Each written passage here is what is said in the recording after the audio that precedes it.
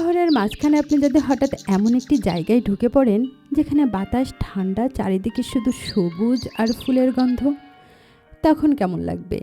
মনে হবে না যেন শহরটা হঠাৎ করেই হারিয়ে গেছে, শুধু রয়ে গেছে প্রকৃতি?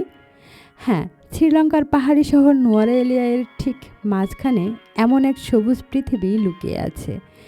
চারিদিকে রঙিন ফুলের অসংখ্য বাগান, নীরব গাছের সারি আর ভোরবেলা পাখির সঙ্গীতের এই জায়গাটির নাম Victoria park. Victoria park Nuwara ঠিক শহরের কেন্দ্রস্থলে অবস্থিত। আয়তনে প্রায় ২৭ একর বা ১১ হেক্টরের এই বিশাল পার্ক কোনো সাধারণ পার্ক নয়। এখানে জুড়ে আছে এক শত বছরের ইতিহাস। আজ আমরা ঘুরে দেখব এই পার্কের প্রতিটি কোণ, জানব এর ইতিহাস, দেখব এর সৌন্দর্য আর অনুভব করব এই শান্ত পরিবেশ। ভিক্টোরিয়া পার্কের গেটে পৌঁছালে প্রথমেই চোখে পড়ে একটি শান্ত ও সুন্দর পরিবেশ। ভেতরে ঢোকার আগে আমাদের থামতে হলো টিকিট কাউন্টারের সামনে। ছোট্ট সেই জানালার ওপাশ থেকে টিকিট নিয়ে যখন হাতে ধরলাম, তখনই মনে হলো একটা নতুন জায়গায় প্রবেশের শুরুটা যেন এখান থেকেই। এখানে প্রবেশ মূল্য নির্ধারিত শ্রীলঙ্কানদের জন্য ৩০০ আর বিদেশিদের জন্য ১,০০০ শ্রীলঙ্কান রুপি। সকাল ৭টা থেকে সন্ধ্যা ৬টা পর্যন্ত পার্কটি খোলা থাকে। লোহার সেই প্রবেশ দ্বারটা পেরিয়ে ভিতরে ঢুকতেই হঠাৎ করেই যেন চারপাশটা বদলে গেল। চারিপাশে ফুল আর সবুজের ছোঁয়া। এখানে ঘাসগুলো এত সুন্দর করে ছাটা যে মনে হয় মাটির ওপর সবুজ কোনো নরম কার্পেট বিছানো। শহরের কোলাহলটা যেন পেছনে কোথাও মিলিয়ে গেল, আর আমরা ঢুকে পড়লাম একদম শান্ত, নিঃশব্দ একটা সবুজ জগতে। এখানে বাতাস যেন শুধু বাতাস না, তার সাথে মিশে থাকে ফুলের হালকা মিষ্টি একটা গন্ধ।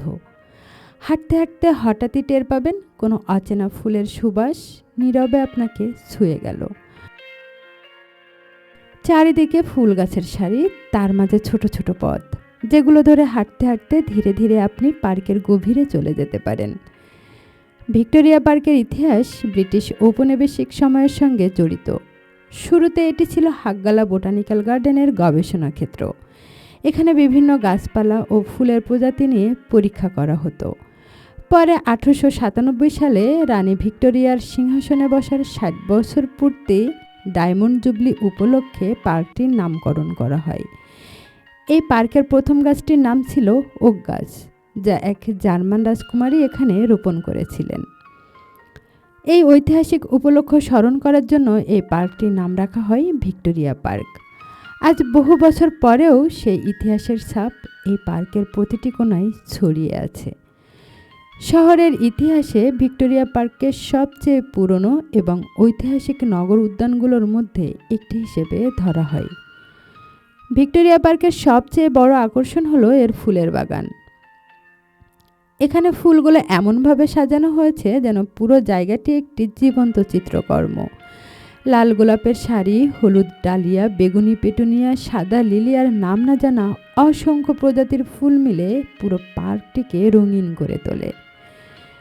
ভিক্টোরিয়া পার্কে রয়েছে অনেক পুরনো ও বড় বড় গাছ।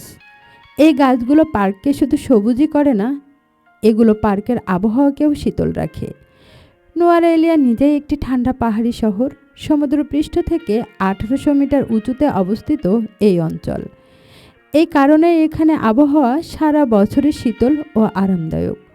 পার্কের গাছের ছায়ায় দাঁড়ালে সেই ঠান্ডা বাতাস আরও স্পষ্টভাবে অনুভব করা যায়। ভিক্টোরিয়া পার্ক পাখিদের জন্য একটি গুরুত্বপূর্ণ আশ্রয়স্থল। ভোরবেলা এখানে এলে শোনা যায় অসংখ্য পাখির ডাক। ছোট ছোট পাখি এ ডাল থেকে ও ডালে উড়ে বেড়ায়।